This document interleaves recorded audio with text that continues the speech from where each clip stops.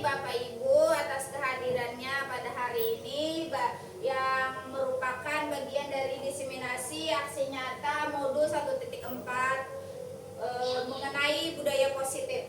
Nah, sebelumnya ulun ucapkan terima kasih kepada Ibu Nursida Sutantri selaku fasilitator, kemudian Ibu Maria Tunisa selaku pengajar praktik, dan Bapak Dede Dewantara selaku kepala sekolah dari SDN Pelabuhan 4, serta Bapak Ibu yang sudah berhadir dan menjadi bagian diseminasi aksi nyata ulun di modul 1.4 ini. Ini sedikit pengantar mengenai filosofi dari pendidikan Ki Hajar Dewantara. Filosofi pendidikan menurut KHD menjelaskan tujuan pendidikan adalah menuntun. Menuntun bukan menuntut. Menuntun adalah segala kodrat yang ada pada anak agar mereka dapat mencapai keselamatan dan kebahagiaan yang setinggi-tingginya baik sebagai manusia maupun sebagai anggota masyarakat. Dalam konsep ini, pendidik kita sebagai guru hanya dapat menuntun tumbuh atau hidupnya kekuatan kodrat yang ada pada anak-anak agar memperbaiki lakunya, hidupnya, dan tumbuh kekuatannya. Proses menuntun dapat dilakukan dengan menerapkan trisentra pendidikan yang paling kita kenal, yaitu Ingarso, Santulodo, Immadia, Mangunkarso, dan Tuturi Handayani.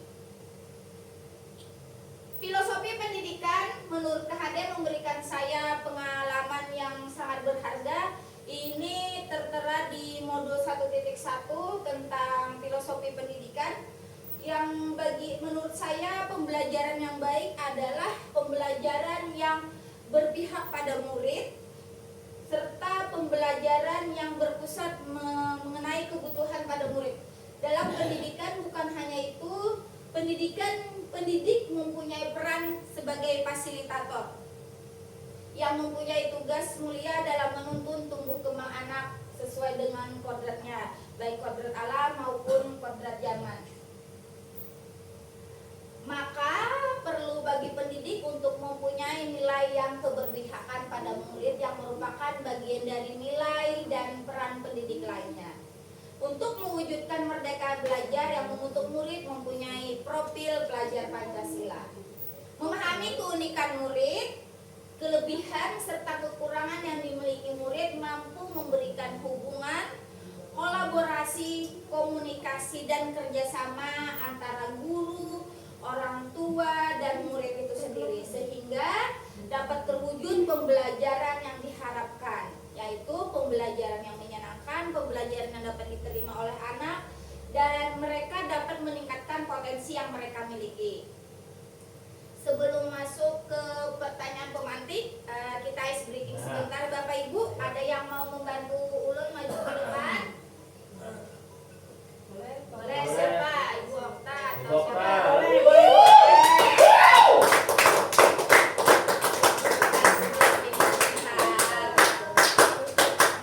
Mohon berdiri Bapak Ibu. Oh, berdiri.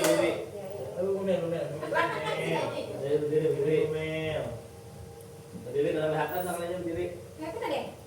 G. Siap Bapak Ibu? Siap. Go. Ayo. Oh. Wah, insiden nih kok. Proses breaking nih. Akhirnya saya apa? Proses kuseknya garing. Belum dah.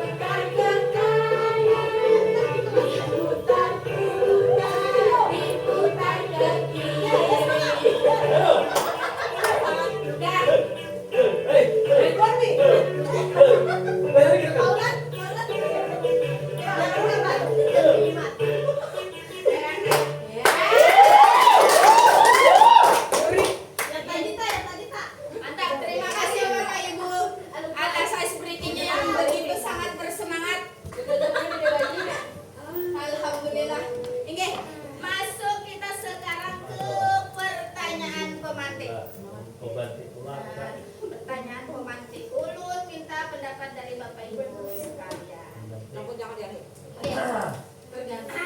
Ya, no. Hukuman dapat mendisiplinkan anak. Bagaimana Bapak Ibu, setuju atau tidak? Tidak. Ada yang setuju, ada yang tidak. Yang tidak setuju Bapak siapa? Bapak Oke, Bapak Farid, Inggi, silahkan. Setuju. Oh, setuju. Kenapa jadi setuju Bapak? Karena dengan kita menghukuminya memberikan efek jerah kepada anak tersebut. Oke, Inggi. Tapi menurut Bapak kalau hukuman yang ke arah fisik atau verbal setuju atau tidak? Tidak, gue menang arah fisik. Oke, baik, terima kasih. Pertanyaan yang kedua, pemberian hukuman yang bersifat positif dapat mendisiplinkan anak. Setuju. Kenapa Bapak Ibu? Karena tadi dialah, karena yang kata Bapak Farid tadi, kalau hukuman yang bersifat positif untuk mendisiplinkan anak, jelas itu setuju. Tapi kalau pemberian hukuman ke arah yang berlebihan seperti ke arah psikis anak atau yang verbal menyakiti anak, secara otomatis itu tidak akan kita setujui sebagai guru. Yang pertanyaan ketiga, memberikan penghargaan dapat meningkatkan motivasi belajar anak. Setuju. Nah, Ibu Arbi tidak setuju, apa alasannya Bu Arbi? Baru maju sini Babe. Apa Bu Arbi jadi tidak setuju? Kenapa Babe? Itu kan sewaktu-waktu ada anak diberikan penghargaan, misalnya dapat memberi pertanyaan, nah baru diberi penghargaan. Ya, supaya ini memotivasi siswa. Kalau tidak waktu lain tidak diberi penghargaan. Jadi tujuan memberi penghargaan ini hanya untuk Memberikan semangat, ya. memberikan semangat, tetapi tidak untuk berkelanjutan. Ya. Oke, ulun setuju. Yang pertanyaan pemantik yang keempat, membuat anak merasa bersalah, memberi dampak yang lebih ringan dibanding menghukum. Nah, maksudnya di sini kita memberi ya secara menghukum anak, tapi secara halus tidak menghukum anak tadi dalam bentuk fisik, menyakiti secara fisik atau verbal. Setuju atau tidak? Tidak setuju. Setuju. Kita tuh menghukum, tetapi iya secara halus, bukan tadi yang kayak yang Bapak Farid tidak menyakiti. Setuju. Dipanggil. Nah, kayaknya maksudnya dipanggil. Ya, secara kelas. Yang mana yang orang yang bersalah tadi, anak murid tadi kita panggil antara guru dengan muridnya tadi. Ya, kenapa itu salah kamu di mana ditanyakan. Nah, jadinya merespon, oh salah kamu di sini Bu, kita tanya terus. Nah, itu. Nah, ini tepat jawaban Ibu Arbi. Ini berkaitan nanti ada kaitannya dengan di presentasi ulun yang terakhir, yaitu tentang segitiga restitusi. Nanti terakhir ulun akan sedikit menjelaskan mengenai itu. Baik, konsep inti dari budaya positif yang ulun sampaikan pada hari ini yaitu yang pertama tentang perubahan paradigma belajar, yang kedua disiplin positif, yang ketiga nilai-nilai kebajikan, yang keempat kebutuhan dasar manusia, yang kelima motivasi perilaku manusia, yang keempat posisi kontrol guru, yang tujuh keyakinan kelas, dan yang terakhir segitiga restitusi. Ulun rasa dari semua ini kayaknya kita semua, apalagi kita pertama wali kelas, pasti sudah menerapkannya di dalam kelas secara tidak langsung. Hanya saja kita tidak mengetahui apa yang sudah kita lakukan. Seperti kata Ibu Arbi tadi, kita memanggil anak, apa yang membuat anak merasa bersalah, ternyata itu adalah bagian dari segitiga restitusi. Hanya saja kita tidak tahu apa istilah atau nama dari hal yang kita lakukan itu. Masuk di tahap yang pertama, yaitu tentang perubahan paradigma belajar. Untuk membangun budaya positif, sekolah perlu menyediakan lingkungan yang positif, aman dan nyaman agar para murid mampu berpikir, bertindak, dan mencipta dengan merdeka, mandiri, dan bertanggung jawab. Salah satu strategi yang perlu ditinjau adalah bentuk disiplin yang dijalankan selama ini di sekolah-sekolah kita. Lazimnya disiplin dikaitkan dengan kontrol, yaitu tadi kontrol guru. Dalam hal ini kontrol guru dalam menghadapi murid. Nah, maka jadi budaya positif di sekolah adalah nilai-nilai, keyakinan, dan kebiasaan di sekolah yang berpihak pada murid, agar murid dapat berkembang menjadi pribadi yang baik, kritis, penuh hormat, dan bertanggung jawab. Ini dia miskonsepsi dengan teori kontrol. Ada dua orang dewasa, ini anggaplah kita sebagai guru dan ini murid. Nah, yang pertama yaitu ilusi, yang pertama miskonsepsi yang pertama adalah guru mengontrol murid. Kira-kira menurut Bapak Ibu, mungkin kada kita mengontrol murid? Mungkin, karena kita gurunya. Iya, padahal sebenarnya mungkin dalam diri hati si anak ada perasaan menolak. Nah, yang kedua, miskonsepsi yang kedua tentang teori kontrol yaitu semua penguatan positif itu efektif dan bermanfaat. Yang ketiga, kritik dapat membuat rasa bersalah dan menguatkan karakter. Dan yang terakhir yaitu bahwa orang dewasa itu berhak memaksa. Ternyata itu adalah miskonsepsi tentang teori kontrol. Nah, ini ada sedikit penjelasan tentang guru mengontrol murid yang pertama. Pada dasarnya kita tidak dapat memaksa murid untuk berbuat sesuatu jikalau murid tersebut memilih untuk tidak melakukannya. Nah, misalnya kita menyuruh sesuatu atau meminta anak melakukan sesuatu, tetapi padahal dalam hatinya ada mau, atau misalnya bisa kita nak bagikan buku padahalnya kada mau, tapi karena kita yang menyuruh, mau kada mau anak melakukannya. Yang kedua, ilusi atau miskonsepsi yang kedua yaitu semua penguatan itu positif, efektif dan bermanfaat. Nah, penguatan positif atau bujukan adalah bentuk kontrol segala usaha untuk mempengaruhi murid agar mengulangi suatu perilaku tertentu atau suatu usaha untuk mengontrol murid tersebut. Nah, dalam jangka waktu tertentu kemungkinan murid tersebut akan menyadari dan mencoba untuk menolak bujukan kita, atau bisa jadi murid tersebut menjadi murid yang tergantung pada pendapat sang guru untuk berusaha. Kira-kira maksudnya kayak ini apa ya Bapak Ibu? Penguatan positif, efektif dan bermanfaat. Ibaratnya kita memberi pujian, iyalah memberi pujian kepada anak. Nah, supaya anak dari penguatan positif atau pujian tersebut mau melakukan apa yang kita harapkan. Yang ketiga, bahwa kritik dapat dan membuat orang merasa bersalah dapat menguatkan karakter. Nah, menggunakan kritik dan rasa bersalah untuk mengontrol murid menuju identitas gagal. Mereka belajar untuk merasa buruk tentang diri mereka. Mereka mengembangkan dialog diri yang negatif. Kadang kala sulit bagi guru untuk mengidentifikasi bahwa mereka melakukan perilaku ini, karena seringkali guru cukup menggunakan suara halus untuk menyampaikan pesan negatif. Nah, itu tadi contohnya kita menghukum murid.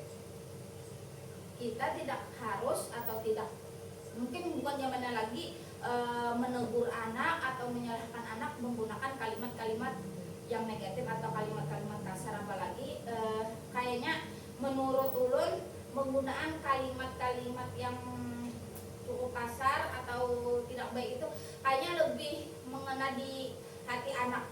Kalau untuk yang hukuman fisik kayaknya untuk sesaat aja anak merasa sakit, tapi untuk keberlanjutan kayaknya kada terlalu berpengaruh. Tapi kalau untuk perkataan yang cukup yang buruk atau yang tidak baik, otomatis merasa akan lebih mengena di hati anak. Yang terakhir, miskonsepsi yang terakhir yaitu orang dewasa memiliki hak untuk memaksa. Banyak orang dewasa yang percaya bahwa mereka memiliki tanggung jawab untuk membuat murid berbuat hal-hal tertentu. Nah, apapun yang dilakukan dapat diterima selama ada sebuah kemajuan berdasarkan sebuah pengukuran kinerja. Nah, seperti contoh kita biasanya pulang sekolah anak yang istilahnya ada keterlambatan dalam belajar, kita pulangkan lebih lama dibanding yang lain. Nah, kita itu sebenarnya memaksa, tetapi memaksa kita adalah tujuannya untuk hal yang baik, yaitu tadi biar anak bisa lebih maju lagi dalam hal belajarnya. Lanjut Bapak Ibu, dimasuk disiplin positif. Secara garis besar, disiplin merupakan sikap individu atau kelompok dalam menaati, menghormati, taat dan patuh terhadap peraturan untuk menciptakan ketertiban dan pengendalian diri. Konsep dari disiplin positif itu sendiri yaitu unsur utama dalam terwujudnya budaya positif yang kita ciptakan di sekolah kita masing-masing. Sebagian guru berpendapat kalau anak-anak bisa disiplin pasti mereka akan bisa belajar. Itu jelas ya Bapak Ibu. Kalau anak disiplin pasti mereka akan bisa mengikuti pelajaran dengan baik. Para guru pun juga berpendapat mendisiplinkan anak adalah hal yang paling wajib. Tetapi mendisiplinkan anak di sini ternyata adalah hal yang paling menantang bagi kita. Contohnya saja, setiap pagi kita padahal itu adalah kegiatan setiap hari yang kita lakukan, yaitu berbaris. Padahal itu kan sudah setiap hari, tetapi masih saja sebagian anak tidak menaatinya atau nunggu bapak ibunya harus panggil dulu pakai mic biar mereka baris dengan rapi atau harus ditegur dulu. Nah, itu tadi, itu adalah salah satu hal yang paling menantang yang kita hadapi pada saat ini. Nah, tujuan dari disiplin positif itu sendiri adalah menanamkan motivasi pada murid kita, yaitu menjadikan mereka orang-orang yang diinginkan dan dihargai, agar juga mereka bisa menghargai diri mereka sendiri dengan nilai-nilai yang mereka percaya. Ketika murid memiliki motivasi tersebut, mereka telah memiliki motivasi intrinsik. Nah, maksudnya di sini kalau kita menanamkan, kita kan cuma menanamkan, yaitu tadi seperti dari filosofi Ki Hajar Dewantara, kita sebagai guru cuma menuntun anak untuk menjadi lebih baik. Tetapi yang berubah, yang bisa berubah itu adalah dari diri mereka sendiri, yaitu motivasi intrinsik mereka. Motivasi tidak akan terpengaruh pada adanya hukuman atau hadiah. Nah, ini yang cukup menjadi garis besar Bapak Ibu. Motivasi tidak akan berpengaruh pada adanya hukuman dan hadiah. Ternyata hukuman dan hadiah pun tidak terlalu berpengaruh untuk menjadikan anak menjadi disiplin. Nah, yang menjadikan anak menjadi disiplin itu adalah yaitu tadi motivasi dari diri mereka sendiri. Mereka akan tetap berperilaku baik dan berlandaskan nilai-nilai kebajikan karena mereka ingin menjadi orang yang menjunjung tinggi nilai-nilai mereka, hargai atau mencapai tujuan yang mulia. Jadi lanjut ke nilai kebajikan universal. Maksud dari nilai kebajikan universal adalah sifat-sifat positif manusia yang merupakan tujuan mulia yang ingin dicapai setiap individu. Setiap perbuatan memiliki suatu tujuan, bahwa dengan mengaitkan nilai-nilai kebajikan yang diyakini seseorang, maka motivasi intrinsik akan terbangun, sehingga menggerakkan motivasi dari dalam untuk dapat mencapai tujuan mulia yang diinginkan. Salah satu nilai-nilai kebajikan yang ingin dicapai, yang saat ini digaung-gaungkan, yang menjadi hal yang sangat familiar, yaitu kita sebagai guru mengenalkan dengan namanya profil pelajar Pancasila. Adapun nilai dari profil pelajar Pancasila adalah beriman dan bertakwa kepada Tuhan Yang Maha Esa dan berakhlak mulia, yang kedua mandiri, yang ketiga berkebinekaan global, yang keempat gotong royong, yang kelima mandiri, kreatif dan bernalar kritis. Nah, ada Bapak Farid benyanyi. Bisa boleh Bapak Farid coba? Boleh dengan gerakan Bapak Farid atau Bapak Farid. Nah, Gerakan pelajar Pancasila. iya, coba Bapak Farid. Ayo, Bapak coba. Farid. Berdiri kah Bapak Farid kami? Duduk aja kah Bapak Farid? Duduk Ya, aja. boleh. Oke,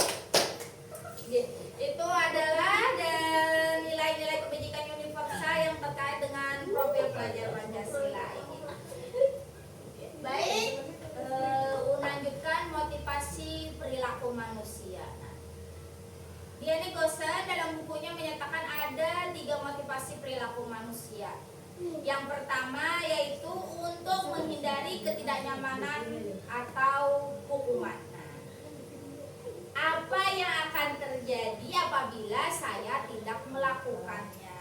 Nah, biasanya anak tidak melakukan itu supaya tidak dihukum. Ada contohnya, ada yang bisa mencontohkan Bapak Ibu? Menghindari ketidaknyamanan atau hukuman. Jadi anak itu melakukannya supaya menghindari supaya tidak dihukum. Kayak apa maksudnya, ada artinya kok? Nah, untuk menghindari ketidaknyamanan, motivasi yang mempengaruhi perilaku manusia. Nah, motivasi ini bersifat eksternal atau dari luar. Nah, jadi anak itu melakukan supaya ia tidak dihukum. Ayo, Bu Arbi bisa mencontohkan. Nah, ini menghindari supaya ada dapat hukuman.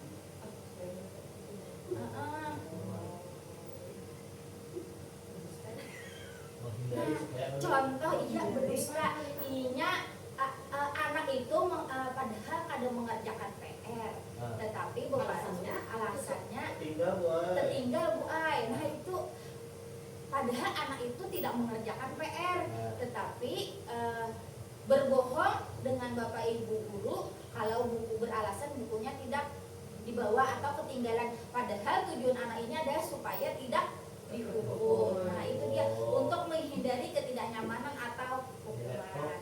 Nah iya.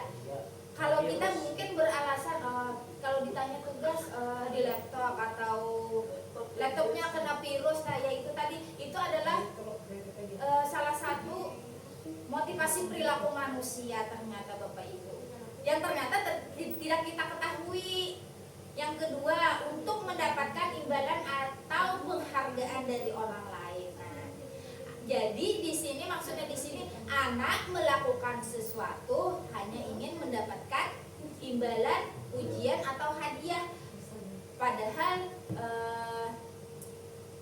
anak ini sebenarnya tidak ingin, tapi hanya ingin mendapatkan hadiah itu tadi. Jadi dia ingin melakukannya.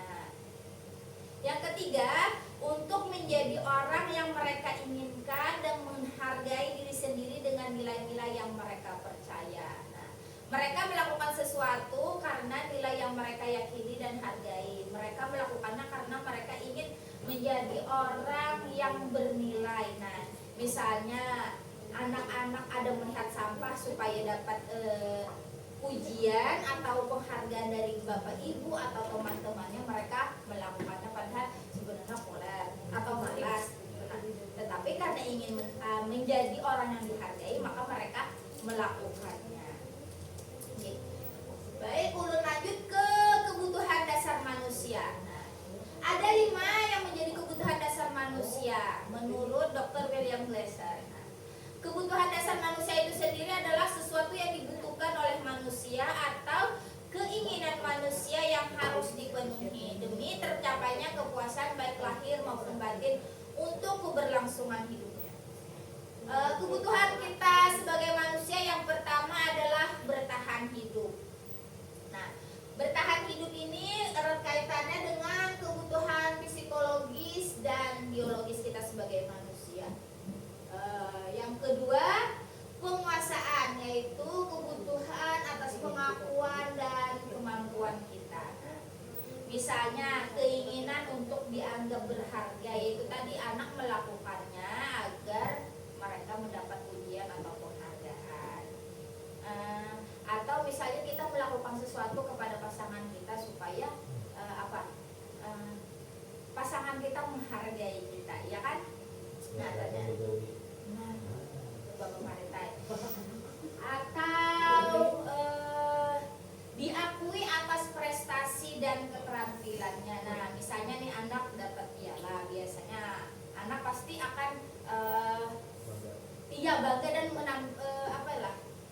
bilang kepada teman-temannya. Nah, itu ternyata adalah kebutuhan, salah satu kebutuhan kita sebagai manusia juga, yaitu penguasaan atau pengakuan atas kemampuan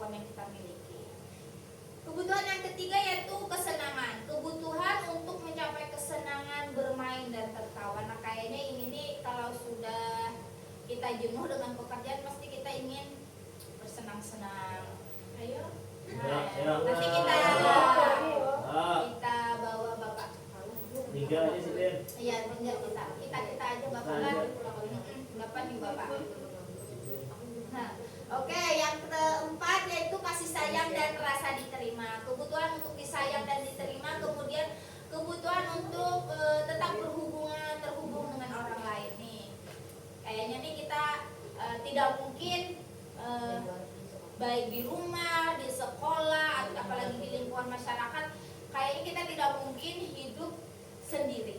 Pasti kita akan memerlukan orang lain. Atau nih, nggak usah deh di sekolah atau di lingkungan masyarakat, di rumah saja. Kita yang ibu-ibu kalau tidak ada suami, hal yang paling yang kita bisa lakukan adalah mengangkat galon. Pasti minta tolong kepada suami. Nah itu tadi, tidak semua pekerjaan itu ternyata kita bisa lakukan. Makanya kita butuh orang lain di sini. Nah, kebutuhan dasar manusia yang terakhir yaitu kebebasan. Nah, kebutuhan akan pilihan. Ada yang bisa mencontohkan Bapak Ibu?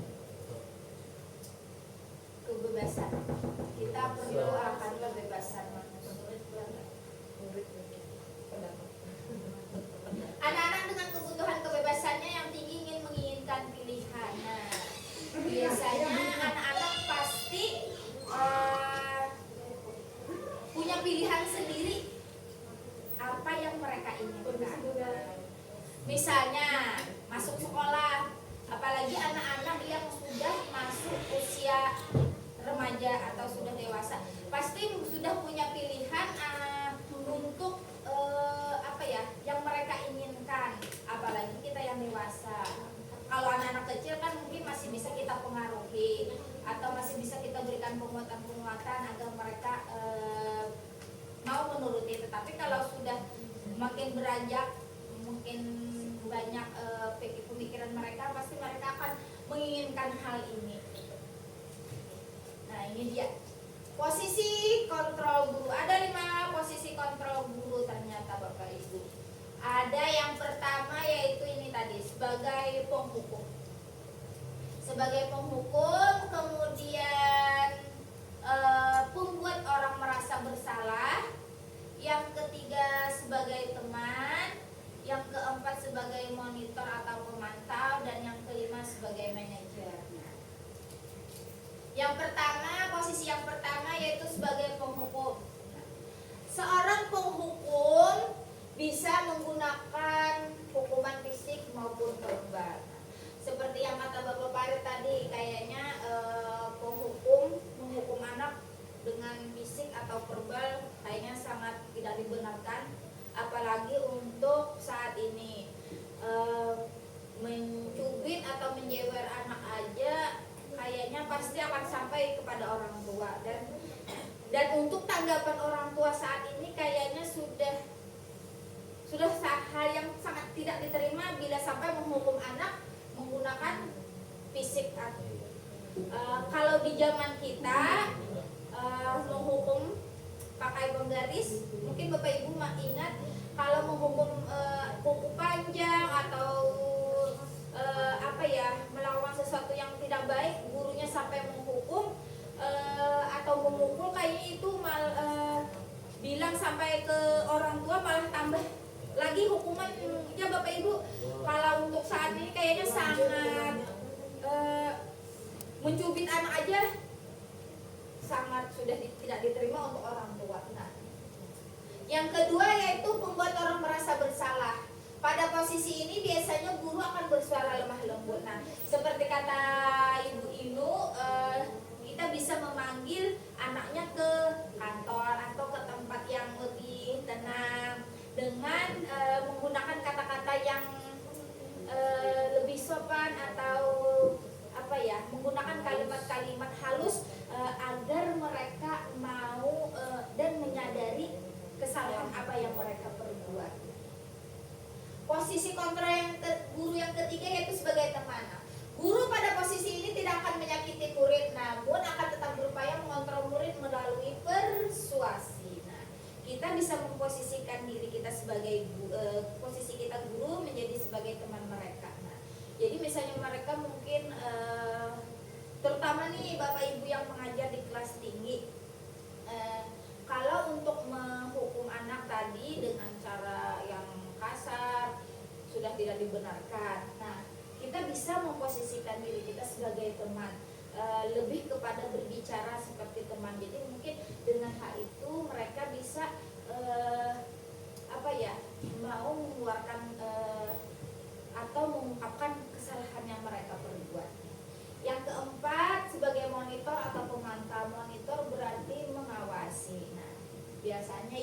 hal yang paling kita lakukan pada saat jam istirahat. Secara tidak langsung kita mengawasi perilaku atau sikap anak di saat jam istirahat, karena di sini karena yang kita takutkan adalah mereka bisa berbuat atau melakukan hal-hal yang tidak diinginkan.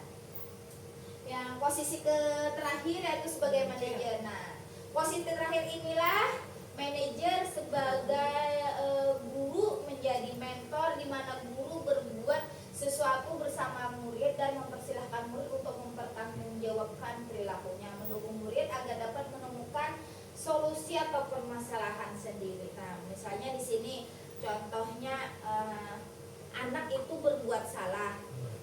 Jadi kita menanyakan, kita sebagai guru menanyakan apa yang sudah mereka lakukan. Nah, jadi setelah menanyakan, kira-kira mereka itu bisa nggak mengungkapkan apa yang menjadi kesalahan mereka. Nah, setelah mereka mengungkapkan, yang terakhir yaitu menanyakan kembali apakah mereka bisa berubah atas kesalahan yang mereka lakukan. Izin lanjut. Nah, ini adalah contoh penerapan dari kelima posisi kontrol guru yang ada kasus, ada murid yang tidak memakai atribut lengkap saat upacara bendera. Nah, biasanya ini sering kita temukan di setiap hari Senin, padahal kita sudah mengingatkan anak-anak kalau upacara bendera atributnya harus lengkap. Nah, ternyata masih ada anak-anak atau murid kita yang tidak lengkap. Nah, ini salah satu contoh kita sebagai guru ternyata penghukum adalah hormat pada bendera selama 1 jam. Nah, ternyata itu adalah bagian posisi kontrol guru sebagai penghukum. Kira-kira hal ini dibenarkan atau tidak, Bapak Ibu? Tidak. Karena ini Tidak bisa tidak ada pembelajarannya. Iya, betul. Tidak ada pembelajaran. Iya, tidak ada pembelajaran, kemudian malah tidak ada hal yang bisa menjadi perubahan bagi diri anak. Iya. Yang kedua, pembuat merasa bersalah. Nah, di sini kita bisa menggunakan kata-kata yang halus tadi. Berapa kali Bapak Ibu harus memberitahu kamu selalu saja mengecewakan Bapak Ibu. Nah, ini salah satu contoh kalimat atau kata yang bisa kita gunakan agar anak bisa menyadari perbuatan mereka, bisa merasa bersalah. Yang selanjutnya sebagai teman, posisi kontrol sebagai teman. Nah, kita di sini bisa menggunakan kata-kata yang lebih yang lebih ke anak-anak. Nah, agar mereka bisa menyadari kesalahan apa yang mereka perbuat. Nah, di sini ada contoh, ayo dong ikuti aturan sekolah, atau tolong bantu Bapak Ibu ya sekali ini, atau ya sudah kali ini tidak apa-apa, tetapi lain kali kamu harus bisa menaati aturan. Nah, jadi mungkin kata-kata yang bisa yang lebih sesuai seumuran mereka agar mereka bisa menerima. Yang selanjutnya sebagai pemantau. Nah, di sini, contohnya nih, kamu sudah melanggar peraturan sekolah, kamu tahu kan konsekuensinya.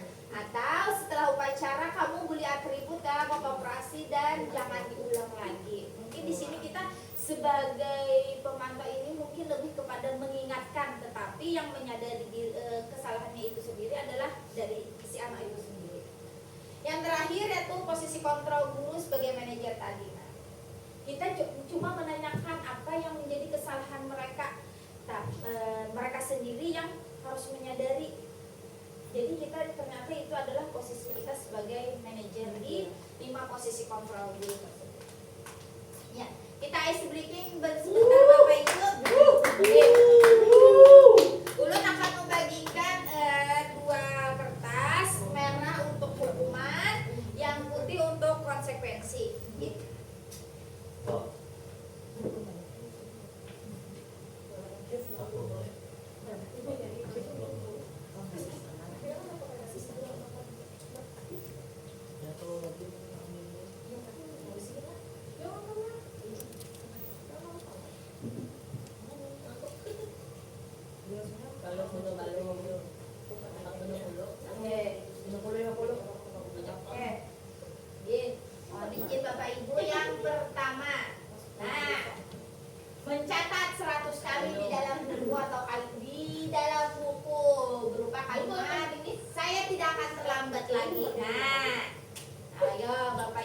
Putih ya Pak.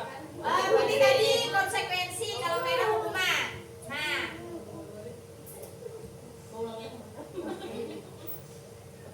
dari sekian peserta, Bapak Farid menyatakan konsekuensi. Kenapa Bapak Farid? Boleh pendapatnya? Karena mencatat sebuah hukuman yang baik untuk siswa. Karena hukuman itu tidak negatif, meskipun berat, hukuman itu positif dan bisa membuat anak itu menjadikan dia efek jera dan tidak mengulanginya lagi.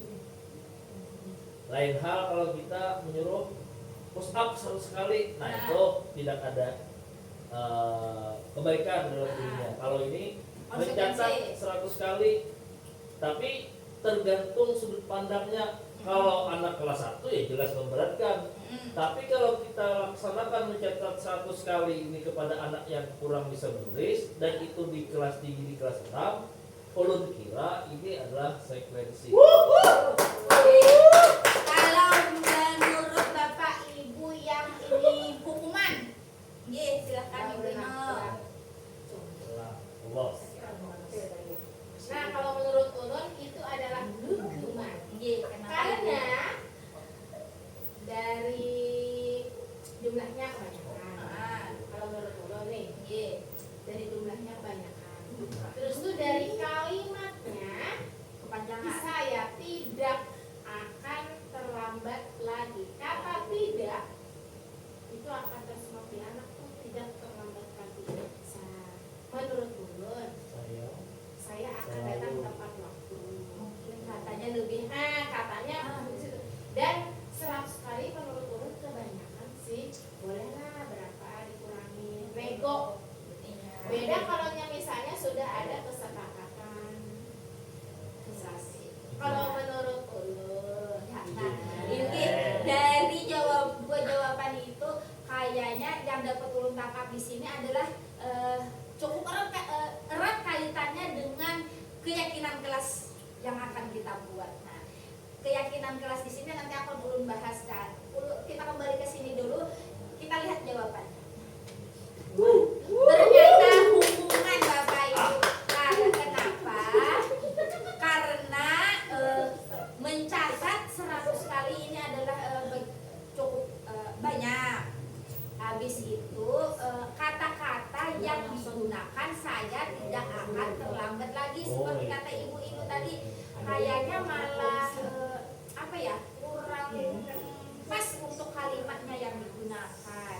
Kan atasan tidak tuh dihindari. Kayaknya untuk saat ini harus dihindari dan dihilangkan.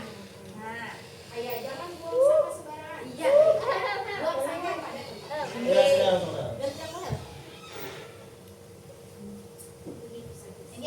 Nah, yang kedua, lari mengelilingi lapangan basket 2 kali karena terlambat hadir di sekolah. Hukuman atau konsekuensi Bapak Ibu? Hukuman. Lari mengelilingi lapangan basket 2 kali. 2 kali karena terlambat hadir di sekolah. Hukuman kah konsekuensi? Hukuman. Kayaknya Bapak Ibu sepakat hukuman. Oke, kita lihat. Iya, benar. Alhamdulillah Bapak Ibu. Yang ketiga, menggantikan kertas tugas teman yang telah dicoret-coret. Ini biasanya anak kelas rendah. Ya, betul. Apa nih Bapak Ibu? Konsekuensi. Konsekuensi. Sepakat ya? Oke, kita lihat. Benar Bapak Ibu, ternyata konsekuensi.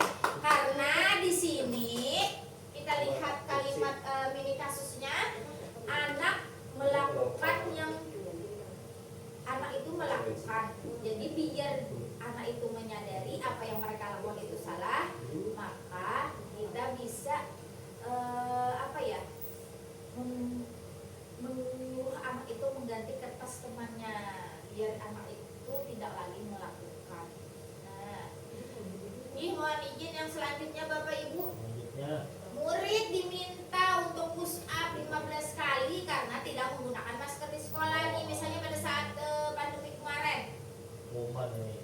Apa Bapak Farid? Hukuman. Hukuman. Hukuman ini karena didik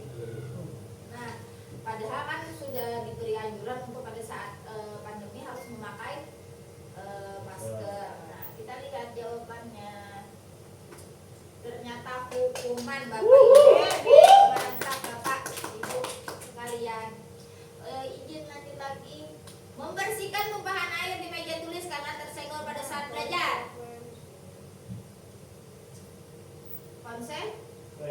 Konsekuensi kenapa? Membersihkan rumah air tersenggol.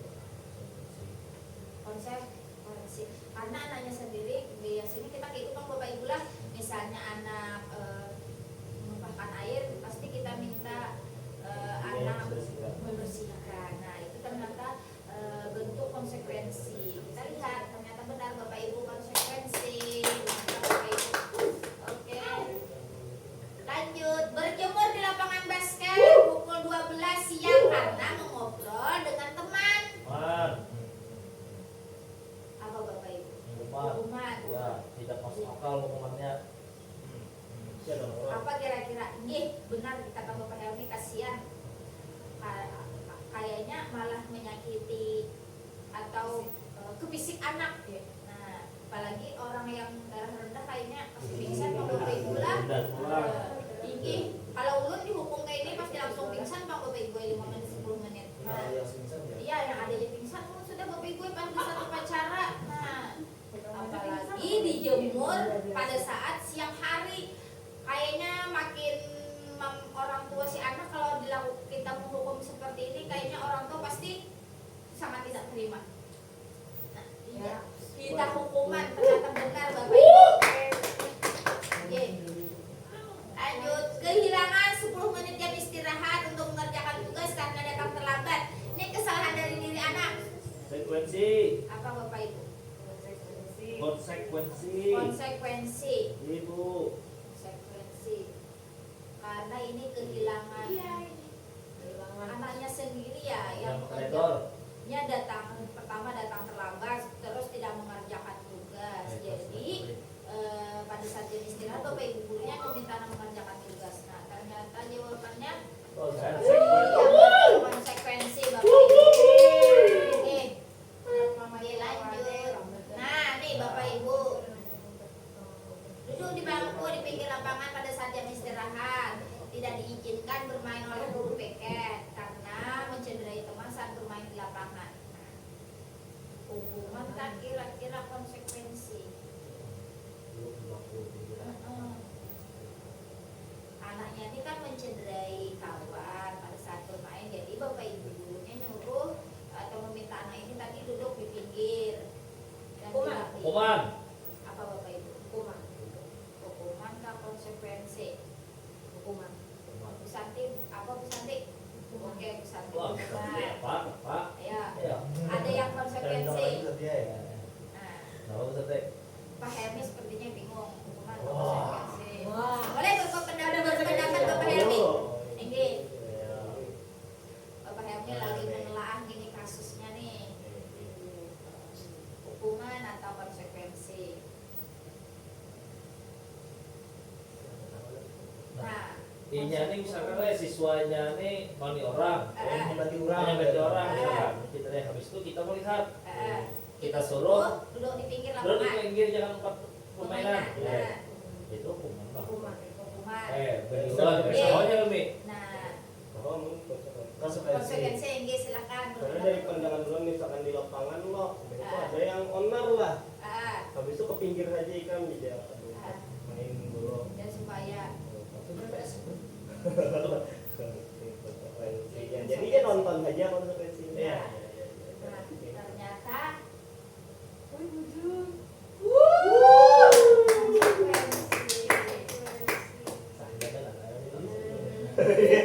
Tahu itu wes. Nah, kira-kira dari beberapa mini kasus tadi, Bapak Ibu bisa apa ya? Intinya kata hukuman dan konsekuensi itu sendiri apa Bapak Ibu? Kira-kira menurut Bapak Ibu? Bapak Helmi, Pak Helmi. Boleh silakan Bapak Helmi. Menurut Bapak si Helmi sendiri Hukuman. hukuman itu tuh apa? Kalau hukuman itu ada berkaitan lagi sama kesalahannya. Tapi kalau konsekuensi, contoh ambil contoh tadi kayak yang menumpahkan sesuatu, dia membersihkan karena kesalahannya, Iya. gue yang menentukan. Tapi misalnya hukuman itu yang sama sekali ada berkaitan lawan kesalahannya. Contohnya tiba-tiba push up tadi. Iya.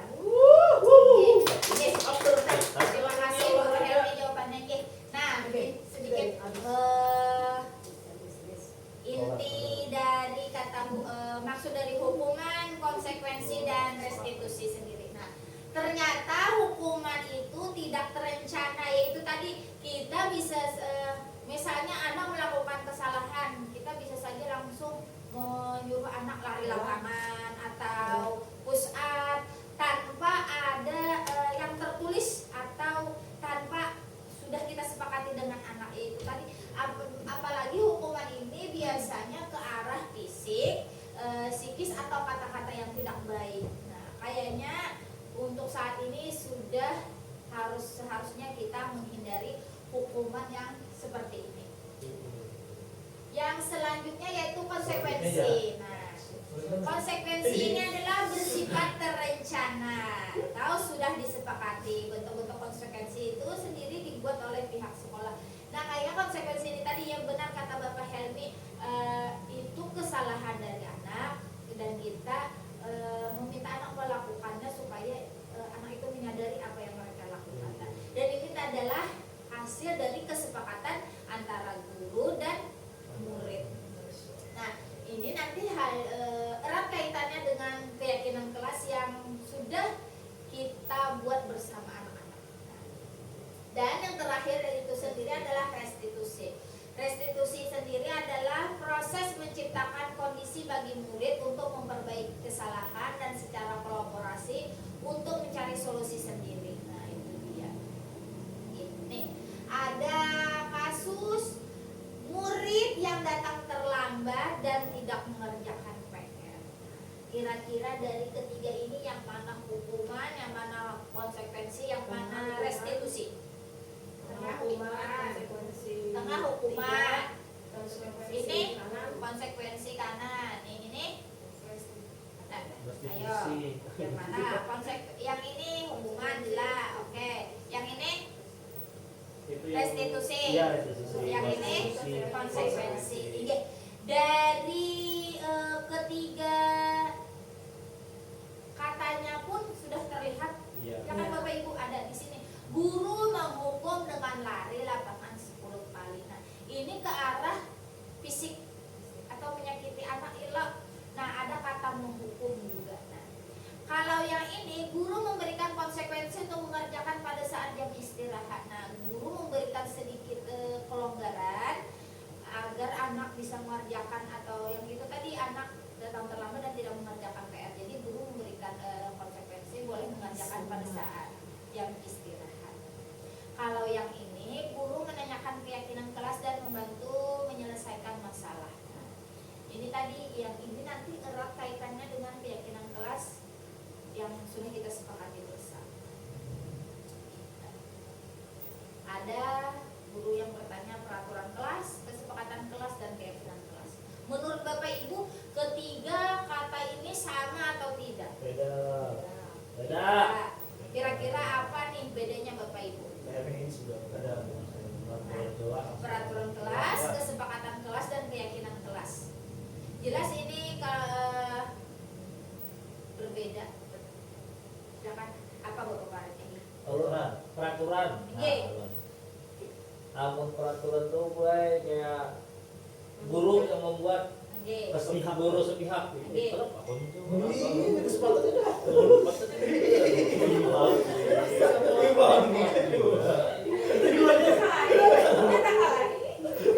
Nggih, silakan Bapak Farid. Nah, peraturan tuh gue guru yang mana membuat ini lah. Nggih, yang membuat. Ya, guru sendiri, kita lah, anak kita kayak ini lah. Peraturannya kita jam sini baru boleh istirahat. Ya.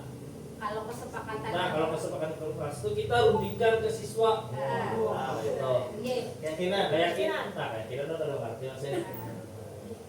Ternyata benar peraturan dan kesepakatan kelas serta keyakinan kelas ini adalah kita tadi serupa tetapi tidak sama. Jujur ya, Pak. Jujur apa yang dikatakan Bapak Farid tadi, peraturan kelas adalah seperangkat aturan atau ketentuan yang dibuat oleh guru atau otoritas sekolah dan harus tidak diikuti oleh semua siswa. Peraturan ini bersifat atau biasanya bersifat top down di mana guru yang menentukan dan siswa mengikuti. Seperti kata Bapak Farid tadi, peraturan itu adalah bahasa sederhananya sesuatu hal yang dibuat oleh guru tanpa melibatkan siswa atau murid. Jadi gurunya sendiri yang membuat peraturannya. Jadi muridnya harus mengikuti tanpa melibatkan melibatkan apa yang menjadi pendapat mereka. Nah, kalau kesepakatan kelas, nah ini tadi benar yang kata Bapak Farid katakan, adalah hasil dari proses diskusi dan negosiasi antara guru dan siswa. Nah, kesepakatan ini dibuat bersama dan disepakati oleh seluruh anggota kelas, dan proses ini bersifat kolaboratif dan partisipatif. Nah, kesepakatan kelas ini itu tadi hasil diskusi antara guru dan siswa nih.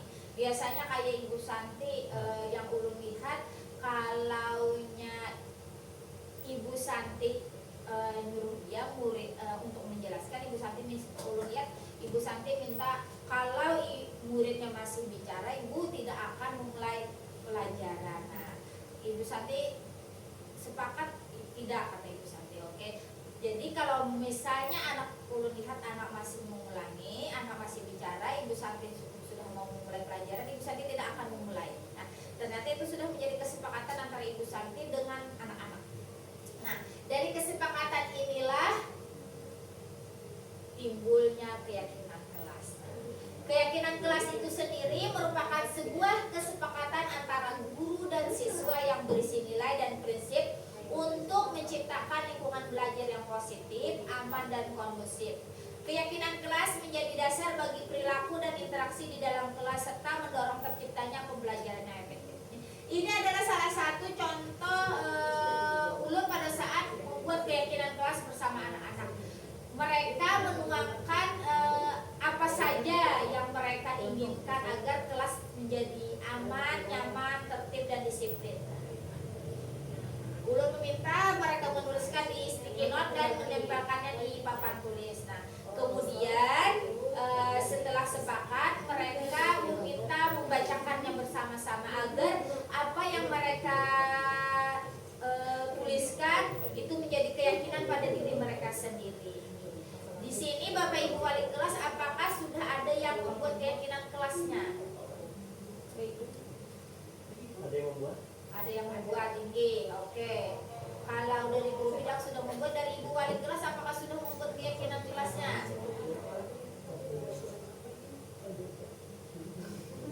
Oh ini, nah terima kasih Bapak Ibu, ini nuanan sedikit lagi. Nah ini dia segitiga restitusi. Nah ini dia segitiga restitusi adalah proses menciptakan kondisi bagi murid untuk memperbaiki kesalahannya sehingga karakter mereka lebih kuat ketika kembali ke pokoknya.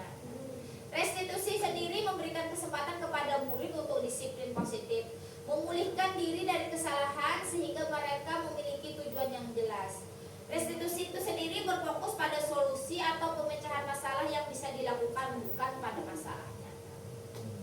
Restitusi sendiri mengajak murid untuk mengidentifikasi tindakannya sehingga murid dapat menganalisis dan memikirkan langkah yang tepat untuk memecahkan masalah.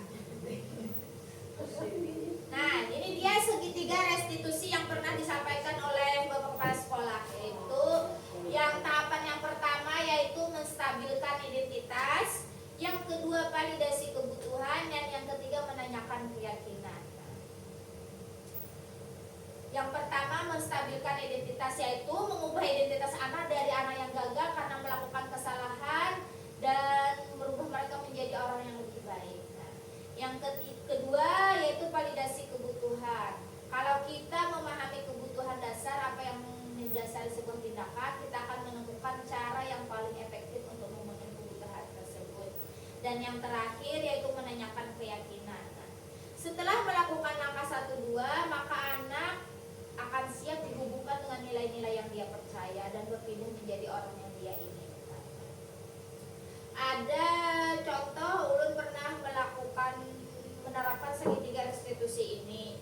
Nah, dan diharapkan penerapan ini pun tidak hanya pada saat itu tetapi berkelanjutan. Nah, misal ulun ngambil contoh dari kelas ulun sendiri, seperti contoh Justin yang kita kenal, Bapak kalau Justin anaknya cukup apa ya? Perlu bimbingan.